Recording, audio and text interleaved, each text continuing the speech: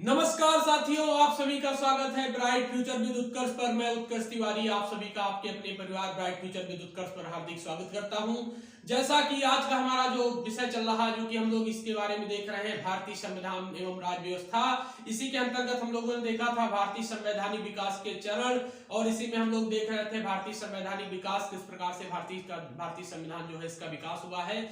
इसी में हम लोग देख रहे थे, तो हम लोगों ने देखा था इसको हम लोगों ने दो पार्ट में विभाजित किया था। पहला जो हमारा पार्ट आ जाता है, ये था ब्रिटिश ईस्ट इंडिया कंपनी के अंतर्गत जो भी संवैधानिक विकास हुआ है, इसके बारे में हम लोगों ने देखा था। दूसरा हमारा जो इसमें आ जाता है, वो आता है कि ब्रिटिश ताज के अंतर्गत जो भी संवैधानिक विकास हुआ, इसके बारे में हम लोग आगे चर्चा करेंगे। तो हम लोगों ने देखा था इसके अंतर्गत जो ब्रिटिश ईस्ट इंडिया कंपनी के अंतर्गत जो भी संवैधानिक विकास हुआ है, इसमें हम लोगों ने देखा था 1773 का रेगुलेटिंग एक्ट, इसके बारे में हम लोग देख चुके हैं। और इसके बाद में हम लोगों ने देखा था एक्ट ऑफ सेटलमेंट, जिसको हम लोगों ने देखा था जो आया था 1781 में। आज का हमारा जो इसी में रहने वाला है, ब्रिटिश ईस्ट इंडिया कंपनी के अंतर्गत जो भी संवैधानिक विकास हुआ है, उसमें आने वाला है पिट्स इंडिया एक्ट 1784। तो इनके आज हम कुछ महत्वपूर्ण पहलुओं पर चर्चा करेंगे और जानने का प्रयास करेंगे। तो आइए शुरू करते हैं ब्रिटिश इंडिया एक्ट 1784। तो इसमें हम लोग देखेंगे इस एक्ट के तहत इस एक्ट को ब्रिटिश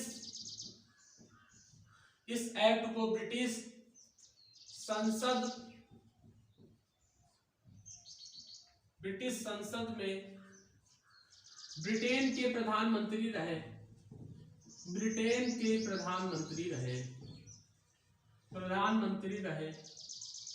विलियम पिट द्वारा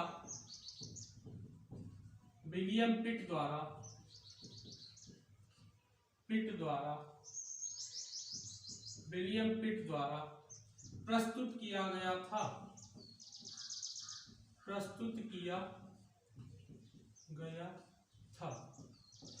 तो साथियों, जो कि पिट्स इंडिया एक्ट 1784 था, इस एक्ट को जो कि ब्रिटिश संसद के अंतर्गत जो कि वहां के उस समय के पीएम रहे हैं विलियम पिट, इनके द्वारा प्रस्तुत किया गया था। इसी के नाम से इसका जो नाम पड़ा है पिट्स इंडिया एक्ट 1784। तो इसमें हम लोग देखेंगे किया गया था इस अधिनियम की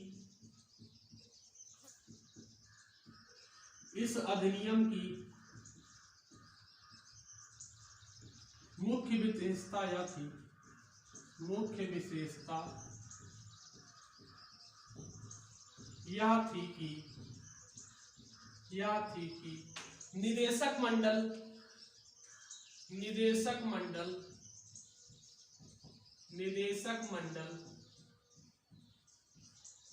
मंडल जिसे कोर्ट ऑफ डायरेक्टर्स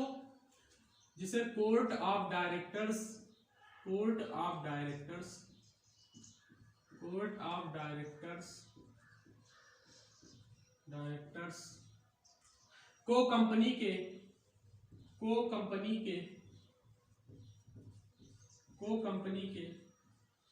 व्यापारिक मामलों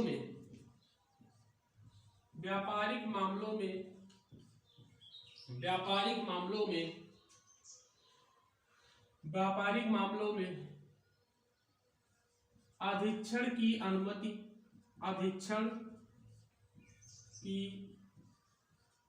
तो दे दी गई,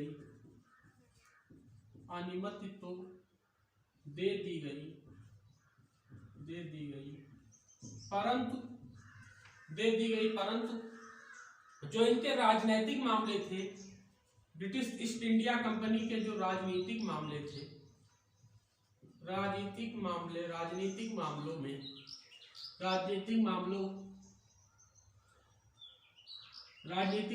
के प्रबंधन के लिए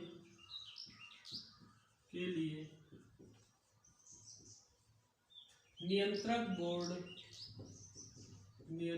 बोर्ड जिसे कोर्ट ऑफ डायरेक्टर्स कहते हैं, जिसे बोर्ड ऑफ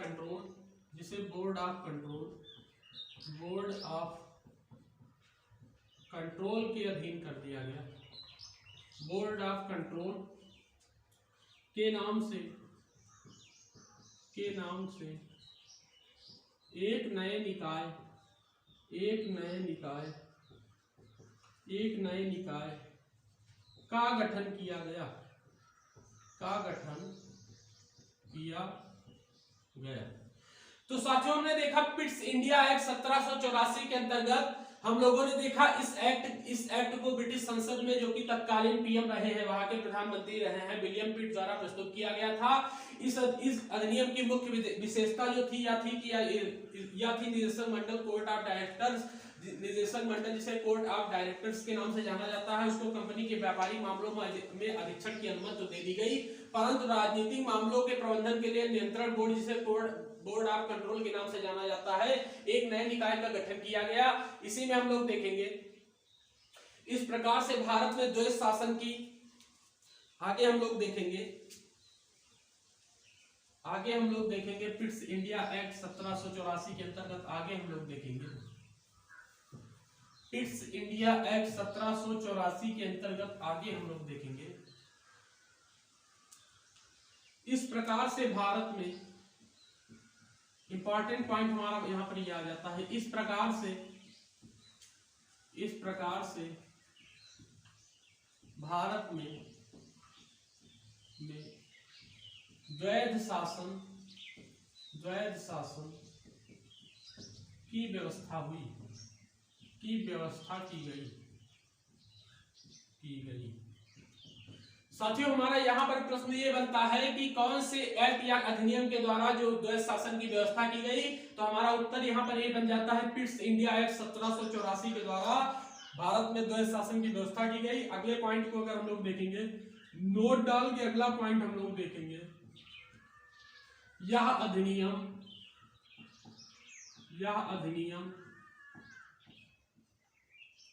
दो प्रमुख कारणों से महत्वपूर्ण था,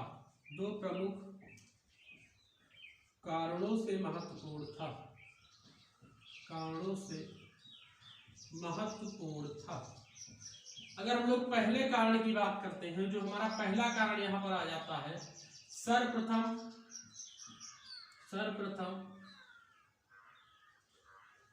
भारत के अधीन क्षेत्रों,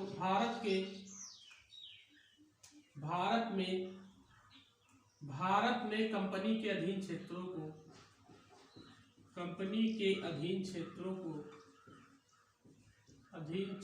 को ब्रिटिश,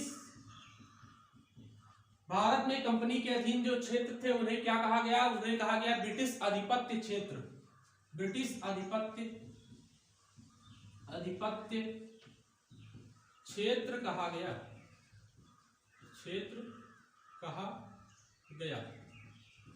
पिट्स इंडिया एक्ट 1784 के अंतर्गत सर्वप्रथम भारत में जो कंपनी के अधीन यानी कि ईस्ट इंडिया कंपनी के भारत के जो क्षेत्र थे उन्हें ब्रिटिश आधिपत्य क्षेत्र कहा गया। और इसके बाद में जो हमारा अगला इसी में बिंदु आ जाता है, कहा गया, अगर हम लोग दूसरे कारण की बात करते हैं, जो दूसरा हमारा यहाँ पर कारण आ जाता है, ब्रिटिश सरकार को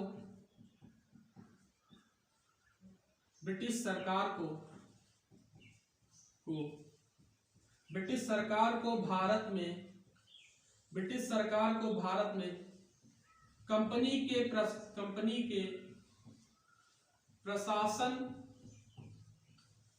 की पूर्ण अनुमति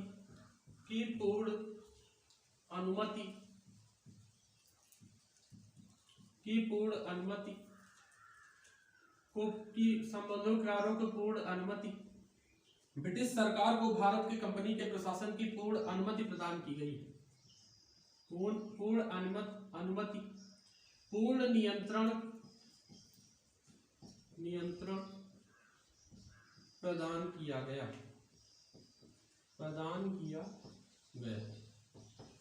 तो साथियों हमने देखा पिट्स इंडिया एक्ट 1784 के अंतर्गत अगर हमारा जो इंपॉर्टेंट यहाँ पर बिंदु ये बन जाता है, इस एक्ट के द्वारा भारत में द्वैध शासन की व्यवस्था की शुरुआत हुई। और इसी में जो हमारा नोट डाल के हम लोग आगे देखेंगे, इस अधिनियम के दो प्रमुख कारणों के कारण से काफी महत्वपूर्ण अधिनियम कहा जाता है। इसमें सर्वप्रथम भारत में कंपनी के अधीन क्षेत्रों को ब्रिटिश आधिपत्य क्षेत्र कहा गया। इससे पहले जो कंपनी के अधीन क्षेत्र थे उन्हें ब्रिटिश आधिपत्य क्षेत्र नहीं कहा जाता था। और दूसरा यहाँ पर यह आ जाता है, ब्रिटिश सरकार को भारत में कंपनी के प्रशासन की पूर्ण नियंत्रण यानी पूर्ण अनुमति प्रदान कर दी गई। इसी के आगे अगर हम लोग देखेंगे, पूर्ण नियंत्रण प्रदान किया गया। गवर्नर जनरल की संख्या को 4 से हटाकर 3 कर दिया गया। अगला जो हमारा पॉइंट यहां पर आ जाता है, गवर्नर जनरल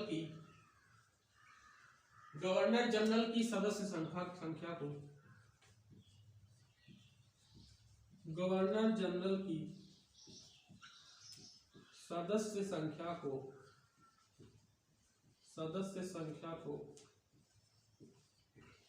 4 से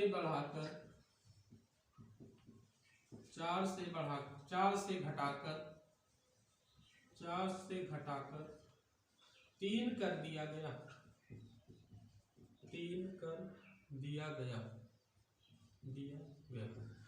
तो साथियों हमने देखा कि पिट्स इंडिया एक्ट 1784 के अंतर्गत गवर्नर जनरल की जो सदस्य संख्या थी, यानी परिषद की जो सदस्य संख्या थी, इनको 4 से घटा करके 3 कर दिया गया। इसके अंतर्गत आगे हम लोगों ने देखा, आगे हम लोग देखेंगे मद्रास एवं बंबई सरकार को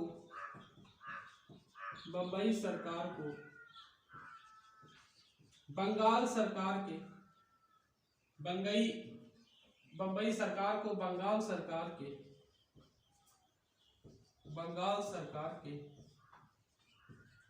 अधीन कर दिया गया।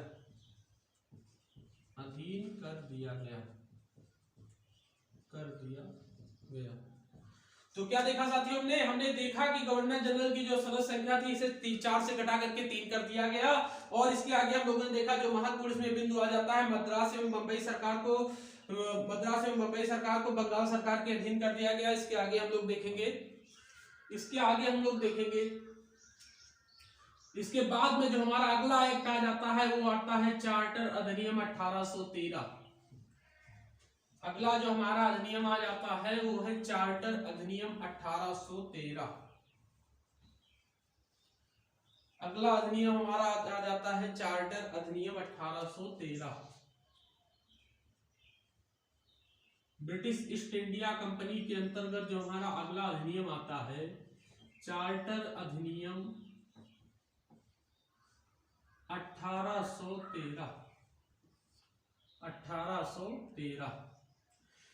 इसके बारे में हम लोग देखेंगे। इस एक्ट के द्वारा कंपनी के अधिकार पत्र को 20 वर्षों के लिए बढ़ा दिया गया। इस एक्ट के द्वारा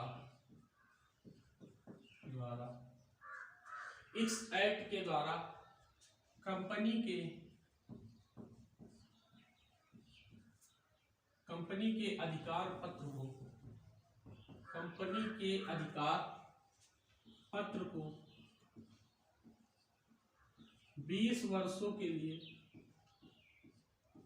20 वर्षों के लिए बढ़ा दिया गया।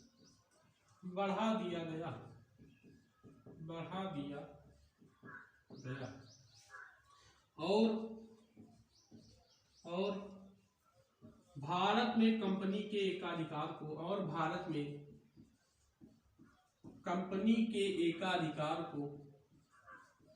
एकाधिकार को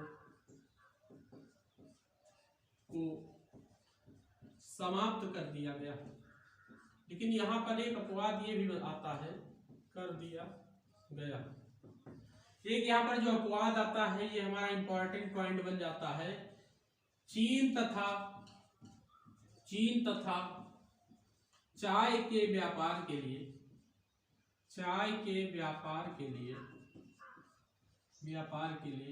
एकाधिकार को समाप्त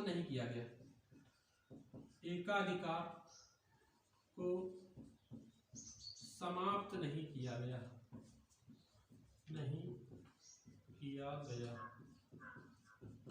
तो साथियों हमने देखा चार्टर अधिनियम 1813 के अंतर्गत इस एक्ट के द्वारा कंपनी के अधिकार पत्र को 20 वर्षों के लिए बढ़ा दिया गया और भारत में कंपनी के एकाधिकार को समाप्त कर दिया गया। लेकिन एक यहाँ पर अपवाद ये आ जाता है, इसमें जो इंपॉर्टेंट हमारा ये पॉइंट बनता है कि चीन तथा चाय, चीन के साथ एकाधिकार को समाप्त नहीं किया गया तथा चाय के लिए जो एकाधिकार था इसे समाप्त नहीं किया गया।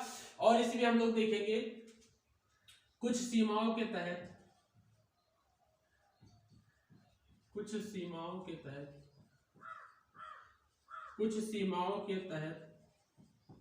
भारत के साथ भारत के साथ ब्रिटिश वासियों के लिए ब्रिटिश वासियों के लिए ब्रिटिश वासियों के लिए ब्रिटिश वासियों के लिए व्यापार को मुक्त कर दिया गया। व्यापार को मुक्त करने की अनुमति प्रदान की गई। करने की अनुमति प्रदान की गई। तो साथियों, हमने देखा चार्टर अधिनियम 1813 के अंतर्गत कुछ सीमाओं के तहत भारत के साथ ब्रिटिश वासियों के लिए व्यापार की मुक्त अनुमति प्रदान कर दी गई। और इसी में आगे हम लोग देखेंगे भारत के लिए प्रतिवर्ष 1 लाख खर्च करने का प्रावधान किया गया। भारत के लिए प्रतिवर्ष शिक्षा के लिए भारत में प्रतिवर्ष शिक्षा के लिए 1 लाख तक की भारत में प्रतिवर्ष शिक्षा के ऊपर भारत में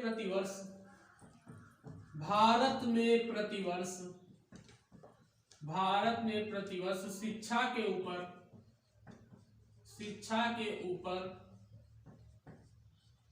1 लाख रुपए खर्च करने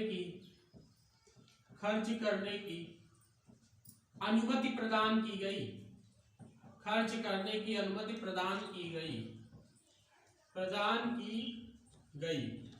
और इसके बाद में जो अगला हमारा पॉइंट आ जाता है, इस अधिनियम के तहत इस अधिनियम के तहत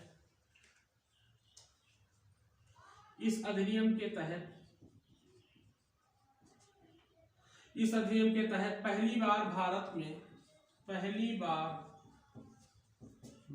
में इस अधिनियम के तहत पहली बार भारत में ब्रिटिश क्षेत्र को संवैधानिक स्थिति ब्रिटिश क्षेत्र के संवैधानिक स्थिति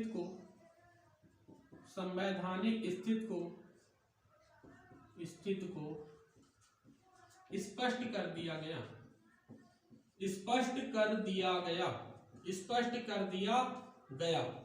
तो साथियों, हमने देखा चार्टर अधिनियम 1813 के अंतर्गत भारत में प्रतिवर्ष शिक्षा के ऊपर 1 लाख रुपए तक खर्च करने की अनुमति प्रदान कर दी गई।